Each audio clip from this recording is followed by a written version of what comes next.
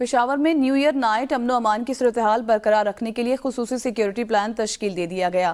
Police کے مطابق 2500 سے زائد پولیس افسران اور اہلکار سیکیورٹی کے فرائض سر انجام دیں گے۔ نیو ایئر نائٹ پر ہوائی فائرنگ، ون ویلنگ کارڈ فٹنگ اور مشتبہ افراد کے خلاف بلا تفریق کارروائی کا فیصلہ بھی کر لیا گیا ہے۔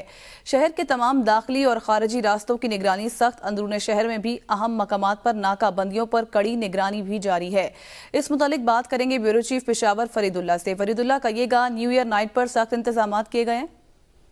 جی ہاں، سیکیورٹی خدشات کی وجہ سے پشاور میں اس بار جو نیو ایئر نائٹ ہے اس کی تقریبات کے لیے تقریباً 2500 سے زیادہ پولیس اہلکاروں کو تعینات کیا گیا ہے۔ ان کے مختلف شہر کے پوش ایریاز میں اور جی ٹی روڈ پہ ان کی ڈیوٹیاں لگائی گئی ہیں تاکہ امن و امان کی صورتحال میں بگاڑ پیدا نہ ہو، اور نیو ایئر نائٹ پہ جو ہوائی فائرنگ ہے، خاص کر جو ایئرپورٹ کا ایریا ہے یا حیات آباد میں ہے، وہاں پہ ان کا تدارک کیا جائے، اسپیشلی جو ون ویلنگ کا اور رات کو نکلنے والے جو بچے ہوتے ہیں، نوجوان ہوتے ہیں، ان کو روکا جائے، اور سیکیورٹی کے جو خدشات ہیں اس کو مد نظر رکھتے ہوئے انتظامات کو حتمی شکل دیا گیا ہے، اور پولیس کو سر شام پولیس وہاں پہ تعینات ہوں گے اور ہر چیز پہ نظر رکھیں گے۔